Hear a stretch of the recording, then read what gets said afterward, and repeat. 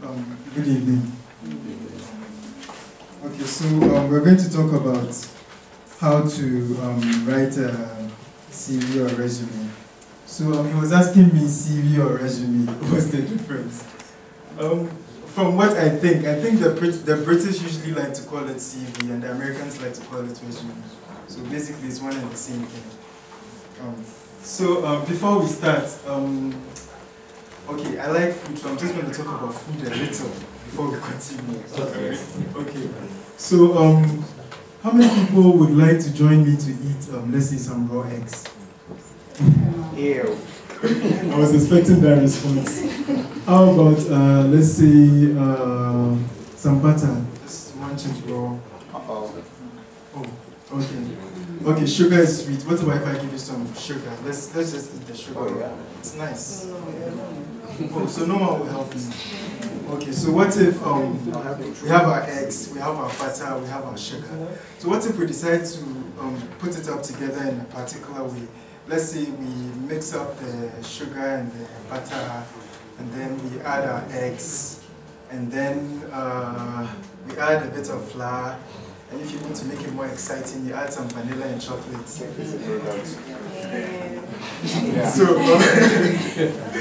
after that, what do I make? I make some really delicious, nice smelling cake.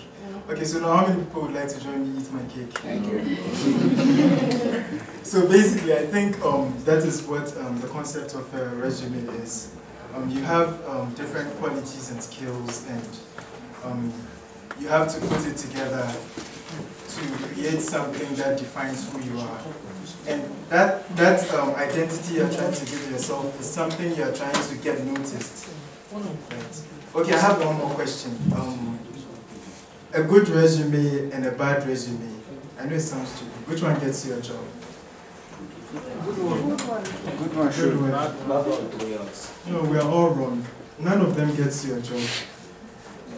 What a resume actually does is it gets you an interview, right? So what you're supposed to do is to try to catch the employer's attention so that he gives you the interview, and then at the interview you try to prove yourself to the person.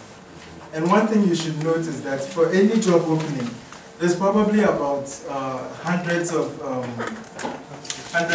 resumes presented. So you have to try to make yours unique so that the employer notices it. So now I'm going to book. So what is a resume? A resume is a brief document that summarizes your skill sets and experiences relevant to your qualification for a particular job. So I just said relevant to your qualification for a particular job. Can you go on? So before going straight to how to write a resume, I want us to try to understand what to do right in doing a resume. Because how to write a resume, actually, I can just Google it and I'll find information, I'll find templates, or even Microsoft Word has it. But when you understand what to do right about it and what to do wrong about it, then you make sure that you present something that is appealing. So the first mistake that a lot of people usually do is sending the same CV for every job application.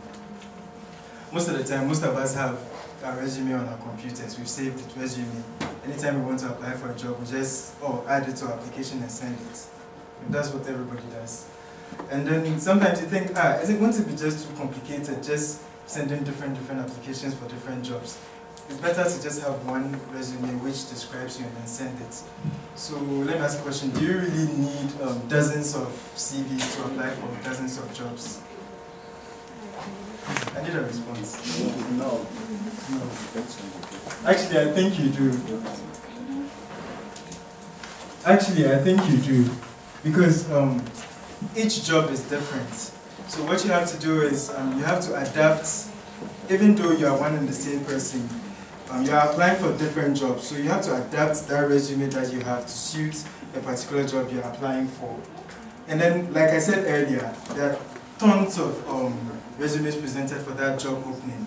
And the job owner might probably just scroll through your application for less than 20 seconds. That's a fact you should know, less than 20 seconds. So you should imagine, on that sheet of paper, you should put information that in less than 20 seconds, the person would find something unique about you and want to invite you for an interview. So in other words, your resume has to, next slide. In other words, your resume has to stand out. I mean, there are loads of resumes, but yours has to just catch the person's attention. So what do you do in this case where you have several jobs you want to apply and then you have sort of your one resume? What you can do is you can have your one resume, your template more or less, but you know your skills, your experiences, your qualities. And then one thing you should also do is that you should research whichever job you're applying for. You should know what kind of work they do, what their challenges are, what they are looking for, so that you can more like mold your resume to suit the employer. So in other words, you need to target your resume to suit the job you're applying for. You should pretty much give the employer the information he wants, but you shouldn't lie, because they usually try to verify the information. And then the most important information in your resume should be at the top. Remember, 20 seconds. So he should be able to see all the important things about you whilst he's just scrolling through before he gets to the bottom. And then there's some things that became norm about writing CVs. I call them cliches. They are like the usual things we hear. I have excellent communication skills. I am dependable. I have excellent leadership qualities. Please avoid them. Everybody does it. So then when you do it, you're just adding to the pack. Imagine the person is looking through hundreds. I have excellent, I have excellent, I have excellent. So yours doesn't really make any difference. And you're just making things worse for the person. So what you can do is,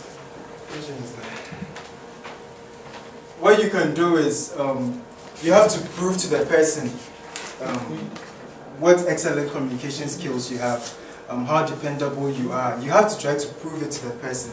You don't have to tell the person that you are this, you are that. So maybe some aspects of your experiences in your resume contain something that shows how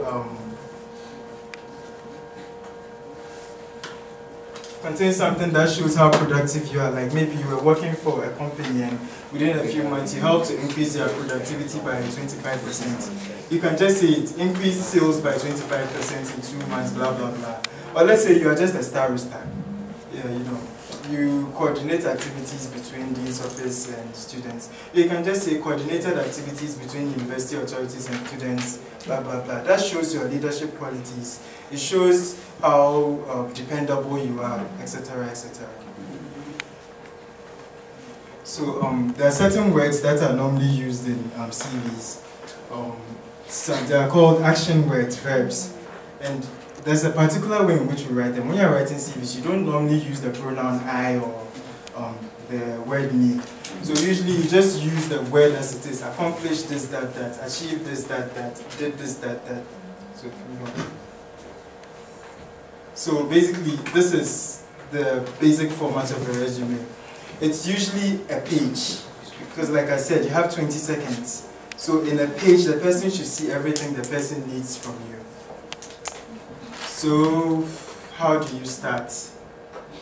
Like, if you're like me, that's probably, we're all in university, you've never written anything like a resume, and you really don't know what to do.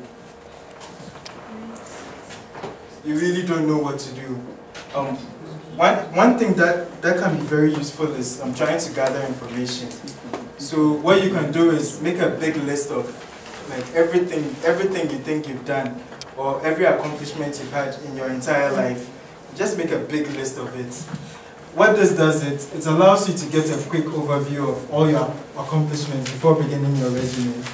It also puts all your accomplishments in one place so that you can keep adding to them. And then another thing it does is when you're choosing for an interview, you know what else you can add, you know, at the interview to, you know, promote yourself. And then you organize that big information into little bits. So you can organize it into education, where you talk about your university, school, your degrees, and your GPA, if applicable. I'll explain why I added if applicable. Okay, let me just explain now. You know, what if you had a GPA of 3.9 out of 4? I think you'd really like to put that on your CV, because the moment the person sees 3.9, his attention is deviated from everything you've written. Then the other scenario is, what if your GPA is, let's say, 2.3 out of 4? Please don't put it on your CV, because no matter how good the qualities you've written are, once the person sees 2.3, the person's judgment will be biased. So basically, that's why I wrote GPA, if applicable. And then you organize it into your employment. You talk about the jobs you've had. For us students, it includes internships. It's a job. So you still have some experience there. And there may be some volunteering or services you've offered.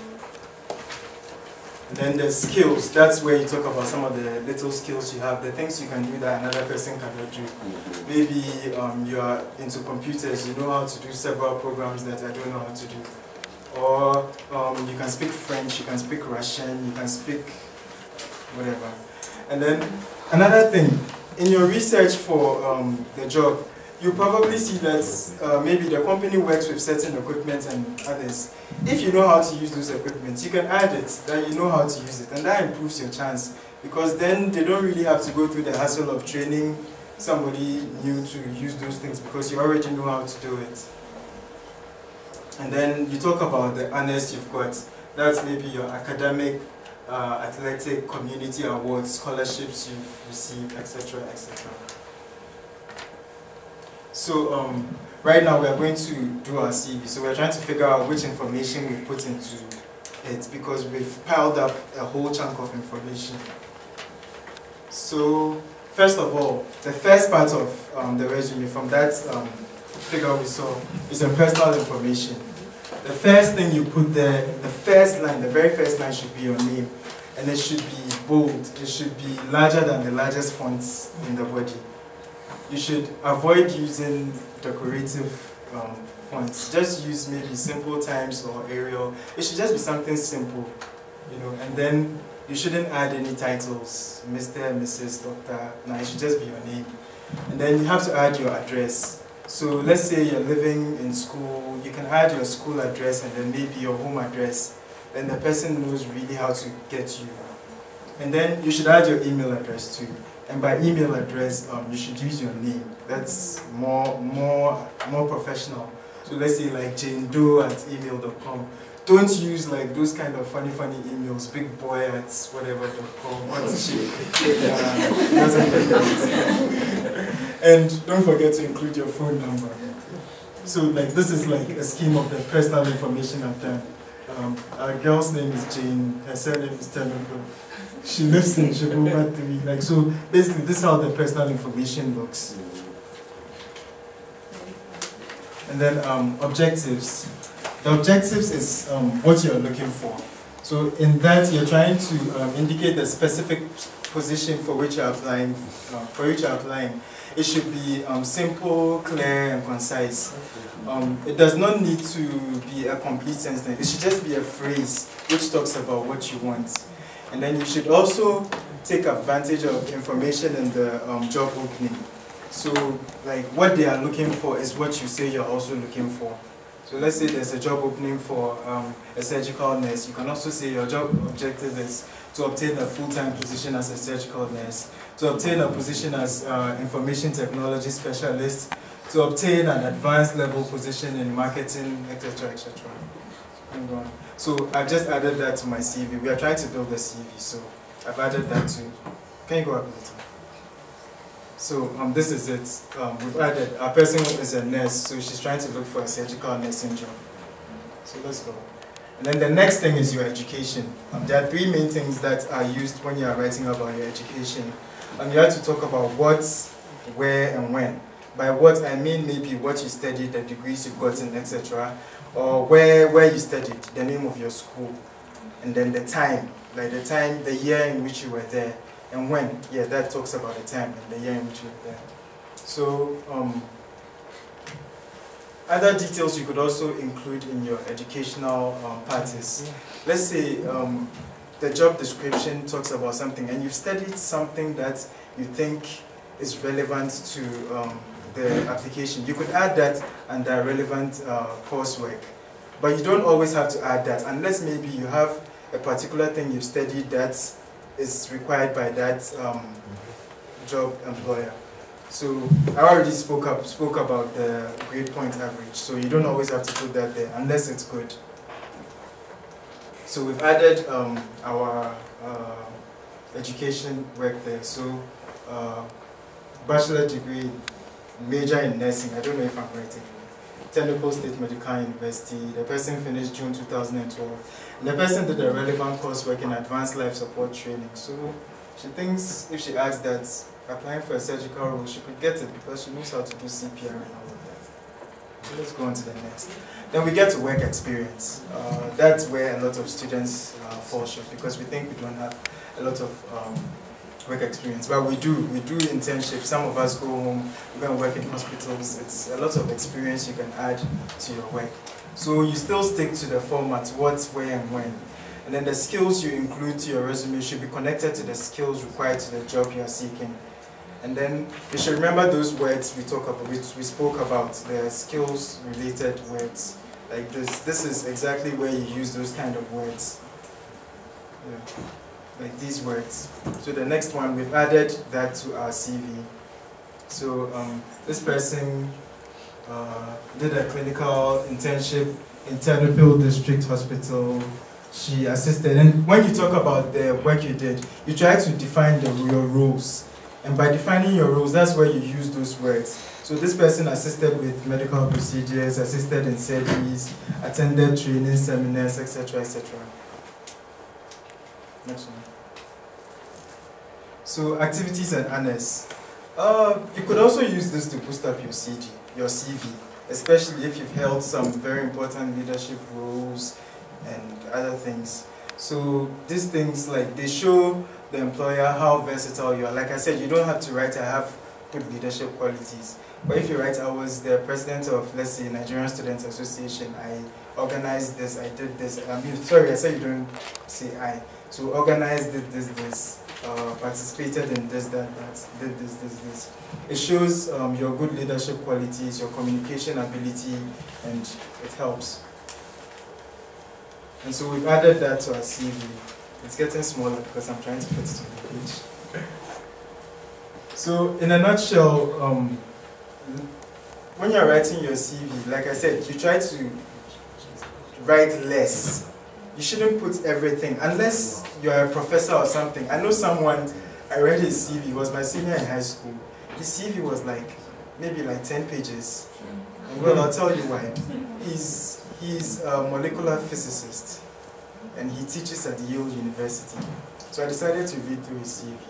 This research in dots, quantum physics, this, that, like stuff I probably wouldn't even understand if I say in textbooks. Get it? So unless you're that level, then you can use maybe more than 1 page or more than 2 pages. But aside that, 1 page, concise, put every information there, and you're gone.